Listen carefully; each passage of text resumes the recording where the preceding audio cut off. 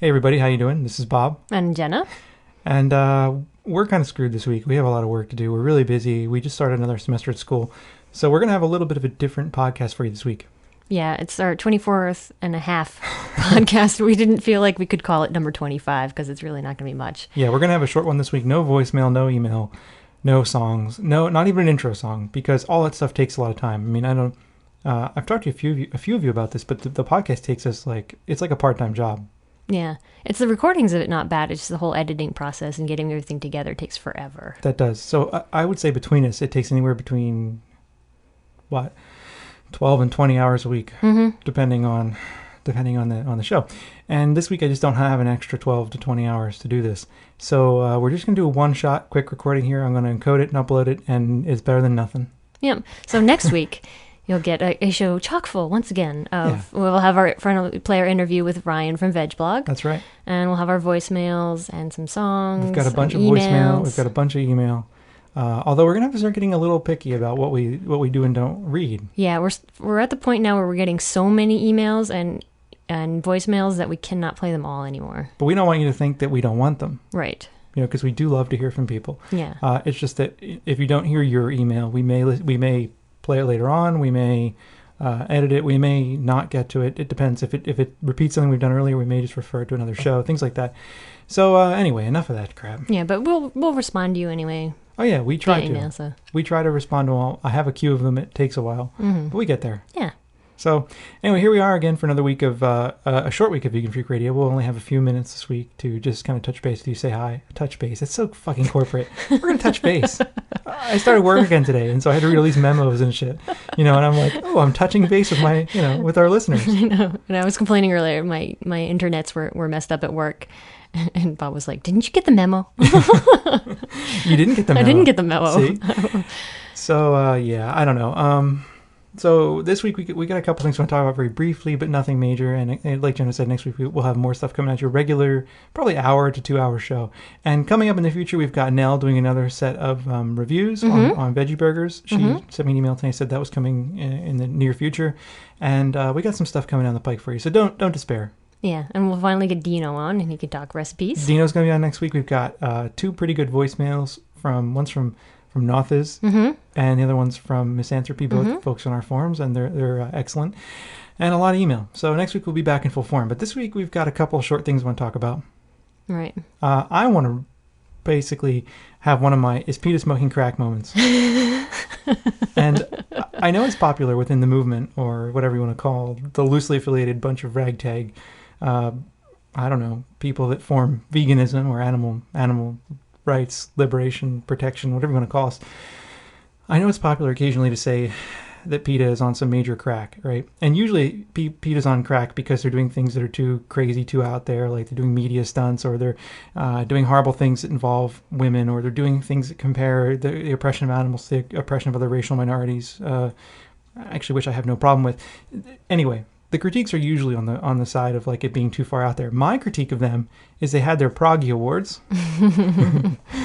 And first off, I think we owe a congratulations to Jennifer Schmoo for getting on that. Her blog made some... I think it was Best Blog. Best Blog. Yeah, so congratulations, Jennifer. That's pretty cool. But,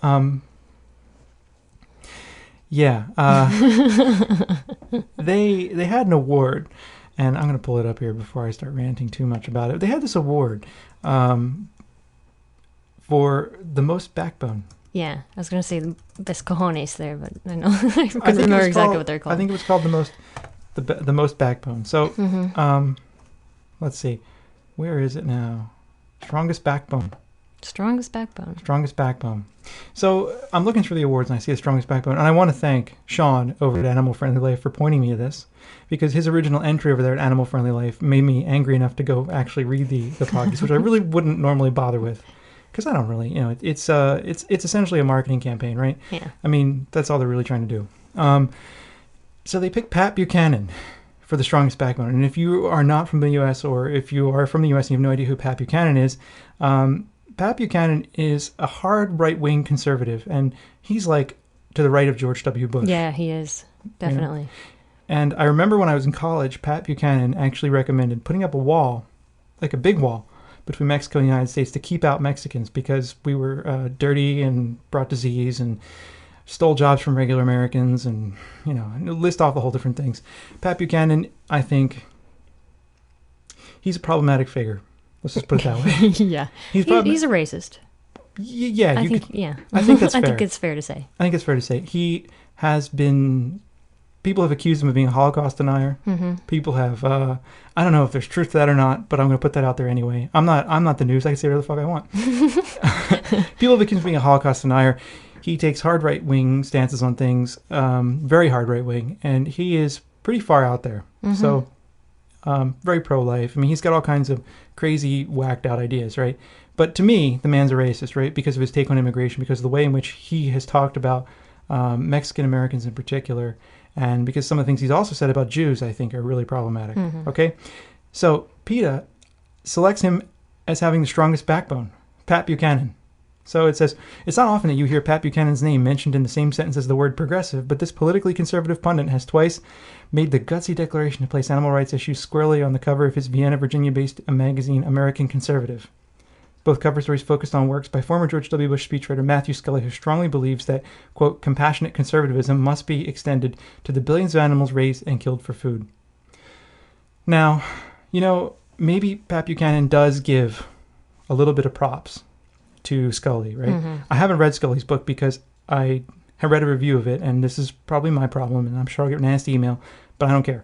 I didn't read Scully's book because, first off, it uses religious and conservative, religious stuff, which I don't really get into as any explanation. No offense to people who use that, but me personally, not my thing. First off, it's religious. Secondarily, he's a welfarist. Mm-hmm. I don't want to read animal welfare arguments. Fuck that. So, anyway, Peter's going to give this guy a pat on the back because he stands up for animals, right? PETA, one of the biggest critiques you hear on the left of PETA and of the animal rights movement is that people who are in animal rights only care about animals. They don't care about other humans. PETA proves this to be the truth. When they pick somebody like Pat Buchanan as someone who has the strongest backbone, they prove this. They prove it's true that all they give a shit about is animals, right? Pat Buchanan treats other human beings, other human animals like shit, and they're fine with that. They can completely overlook that and say the man has a strong backbone. Right. And just because he put the stuff in his magazine from Matthew Scully does not mean that he believes in it or that he agrees with it or that he thinks, he probably did it just to get press. We don't know why he put it in his magazine. Well, that's why PETA did this. To get press. Yeah, exactly. So he could have nothing to do with animals and probably thinks it's total bullshit. We have no idea what he thinks of it. Just because he put Matthew Scully in his magazine means he has a backbone? Come on. There are much better deserving people out there that have a backbone. Yeah, that's true. I think, for example, people who have real backbone are the Shack 7. Mm-hmm. These are men and women who are putting their freedom on the line in order to make a stand. Mm-hmm. Pat Buchanan puts something on the front page of some conservative piece of shit magazine and suddenly he has strongest backbone? This is ridiculous to me. Yeah. He also has had the strongest backbone to recommend that, illegal immigrants should be deported at the first sign and we should put up a huge wall between Mexico and the United States because Mexicans bring all kinds of problems with them to this country. I think that's a real problem. Yeah.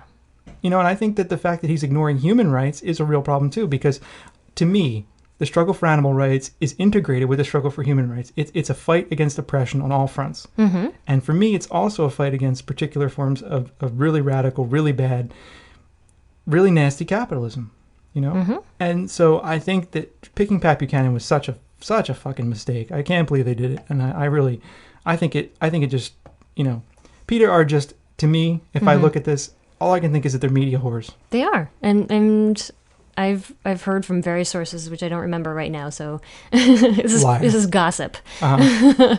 that they want to be media whores. That basically they're doing it not to get the, first and foremost to get media press, and they don't care if people understand the message or not.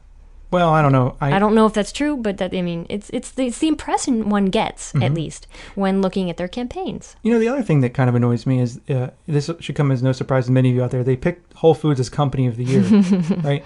And I actually can understand that.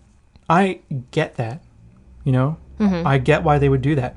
I don't get why they would pick someone like Pat Buchanan, who is such a nasty creature, as someone who has backbone.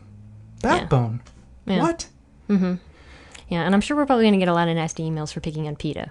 I don't give a shit. But I think PETA does a lot of stuff right, but I think they do a lot of stuff wrong. They do. They do really tremendous work, and then they do really weird, fucked up shit. I know. To mention PETA is to invite all kinds of critique and problem, right? Because people love PETA, and I think PETA does a lot of stuff right, and I think PETA is a good door to open, and I think PETA, they do a lot right. Mm-hmm. But they also fuck up a lot. Mm-hmm. And I think that this picking Pat Buchanan is a major fuck up. Yep, I agree. I think it's a pandering to the right. I think it's a pandering to people who they want into the movement for maybe for legitimacy, maybe just to get some attention, maybe just because Pat Buchanan would be annoyed by being picked by such an organization. I don't really know what their reasoning is, but I think it's dumb. I think it's really dumb to pick somebody like Pat Buchanan. Yeah, I wonder if he is pissed off. That'd be funny. He probably is. He doesn't. I'm sure he doesn't have anything to do with PETA. I mean, the other quick rant I have here is that they're kind of giving Whole Foods a lot of props because basically Whole Foods is looking to improve the supply chain for their live lobsters in their grocery stores. I look at this and I think, my God, you're shacking up with animal welfare. It's like you are literally working against your own best interests or the best interests of the animals when you shack up with people that sell and kill animals. It's like shacking up with Burger King because they sell a veggie burger. Yeah, they sell a veggie burger, but they still kill X number of how many cows a year in order to produce the real burgers. Mm-hmm. To me, this is like fighting against your own best interests. Mm-hmm. All right, I'm done. Okay. I'm done ranting about that. I feel ranty. Let me just clarify very quickly. I think PETA does good work. I like their vegetarian starter kit. I like PETA by and large. I think they do good stuff. I staunchly defended their campaign in which they were comparing slavery and the Holocaust to animal exploitation. I agree with a lot of what they do. Mm-hmm. I don't hate them. Mm-hmm. But this is my critique. Yeah, we use their information sheets on our show a lot, actually. We do. I actually think in terms of presentation on the web, they've got one of the best deals going in terms of the way that they present the information. Yeah. They've got a variety of sites. They do great stuff with PETA too. Mm-hmm. It's really easy to search their sites for information too. So I have a lot of mad props to PETA for what they do right. Sure. But, Pat Buchanan? You ain't going to make any friends with me by picking Pat Buchanan. No. What an ass. Pat Buchanan. He's a man who looks like he permanently is constipated. He probably is. Yeah. He's a meat eater. Come on. He has this look about him, he always he's. He has to go to the bathroom real bad. Okay, I'm done about Pat Buchanan. I'll let you talk now, Jenna, because I've been ranting for 12 minutes straight. Well, I don't know what else to talk about. It's been a pretty uneventful week here in vegan land. Except for one thing. What's that? This will lighten up the show a little bit. Okay. So all you people who are mad at me for making fun of PETA or talking about your beloved PETA, you can relax. I can just see the emails that are going to come. I know. We should be able to critique our own movement. Come on. We have to critique our own movement. Exactly. But for some reason, you aren't allowed to talk about PETA. People get all upset. This week I was at Agway, right? And for those of you that don't know what Agway is, it's like a home and garden store, and our Agway is like where we are. Agway is like a department store, right? You can go into Agway, you can buy work pants and shirts, you can buy stuff for your horses, you can buy cow feed, you can buy. There's a Radio Shack inside the Agway, which is why I was in Agway. I was in the Radio Shack, and anyway, I went over and looked at their selection of dog stuff, and I found these vegan dog biscuits at Agway, like here in the middle of that's amazing, in the middle of nowhere. I couldn't believe it. So I bring home the vegan dog biscuits and I open them and I'm like, ooh, they smell pretty nice. They do smell good, actually. See?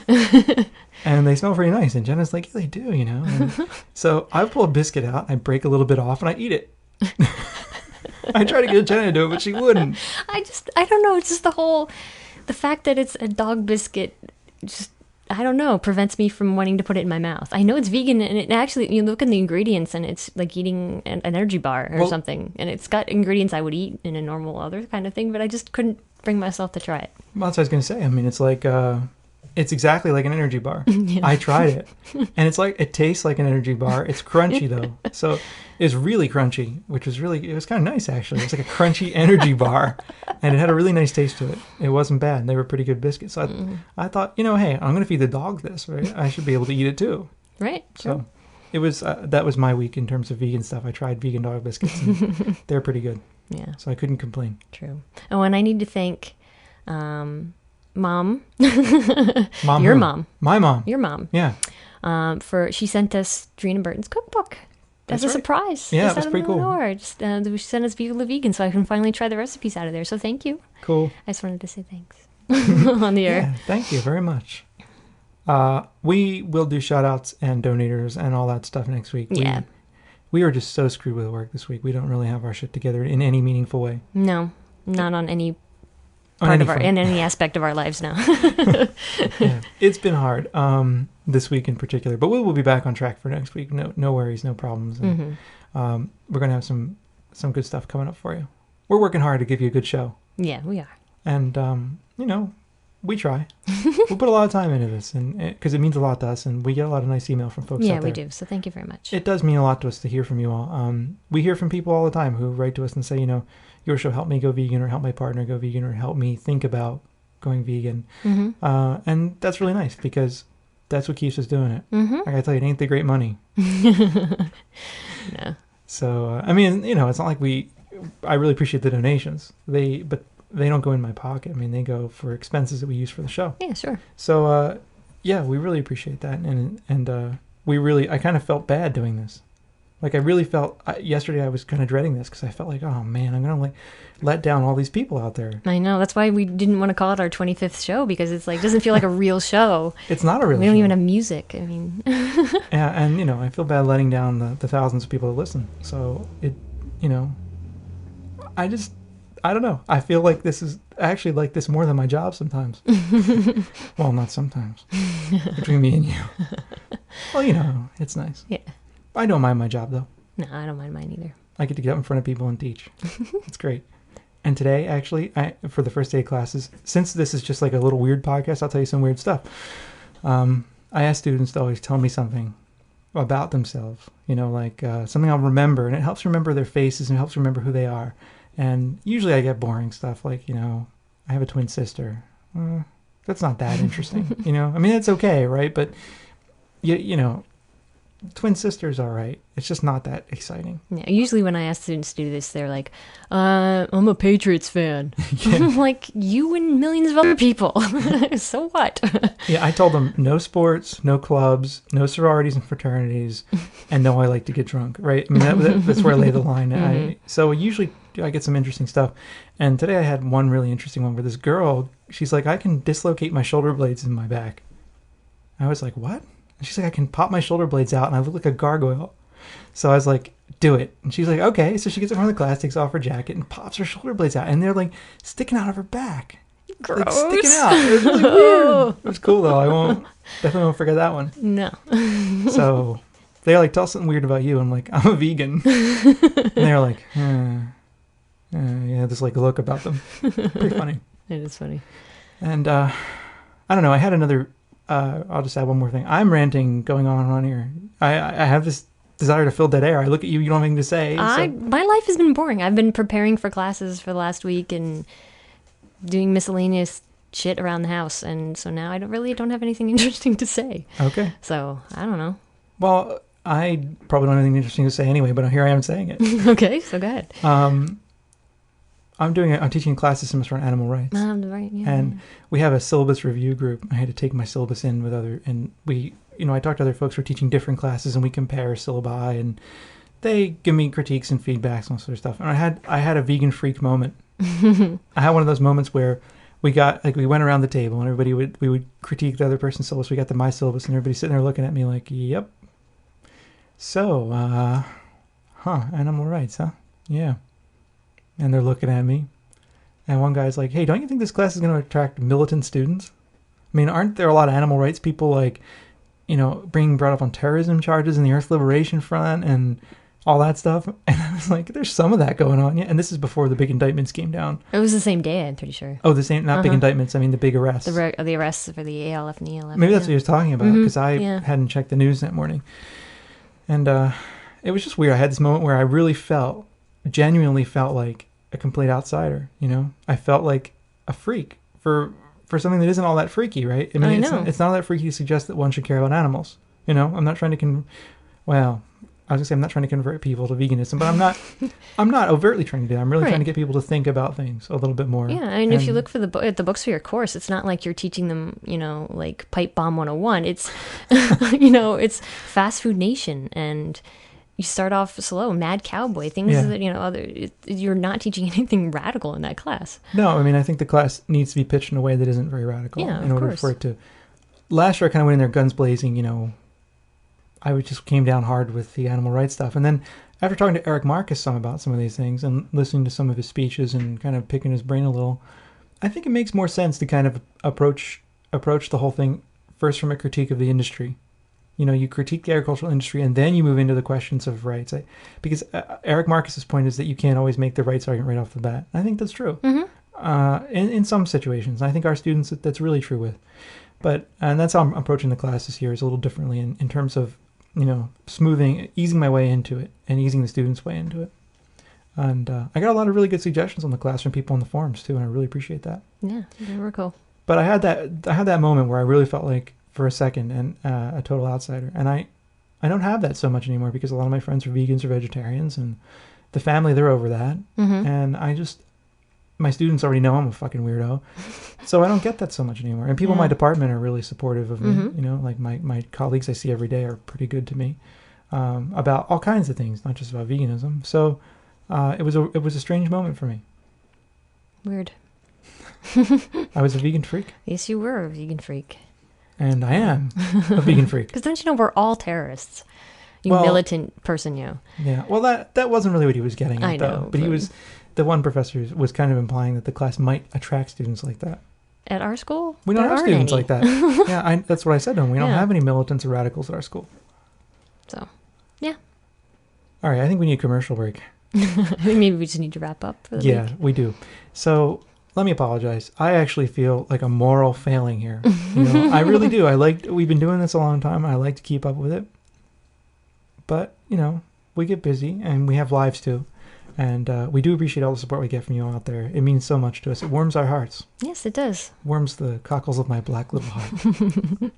Yeah, so thanks for everybody. And you can send us email if you want at podcast.veganfreak.com. Podcast@veganfreak.com. Oh, sorry. Our website is website is podcast.vegan. podcast. We just replace the dot with an at, and you got website email. There you go. And we'll take voicemails too. 267-295-1944. You can send me MP3 files. If you want to send me an MP3, you can send it to bob.torres@bobtorres.org. Okay. And I can take up to 50 megabytes there. Cool. So if you have a big MP3 file, I'll send it there. You can send smaller stuff to the podcast@veganfreak.com address. Also, you want to send something via post, regular mail, you can send us stuff to the Vegan Freaks at P.O. Box 276, Colton, New York, 13625, USA. Mm-hmm. Land of the free and home of the brave. Sort of. Sort of. Yeah. We'll find out. For now. Yeah. For now. Creeping fascism and things like that aside. Mm-hmm. Right. Okay, well, anyway, I apologize to anyone out there I offended today with my rant about PETA. I just think picking Pat Buchanan was really fucking dumb. Yeah, I agree. I really think that's dumb. Yep. And that's about it. Okay. So we hope to hear from you. Yes. And we'll be back next week with a full show. Probably, I can't see us doing less than 2 hours. Yeah, it's going to be a long one because we got a lot of voicemails. We got a nice interview. Mm-hmm. So We got a good interview with Ryan. yeah, And some great music from Ryan, too. excellent. Because Ryan's cool. He runs his own label. I know, it's That's so cool. really hot. So we got a lot of good stuff coming at you, and we apologize again. So be in touch. Yeah. See you all next week. Yeah, see you all later. Bye.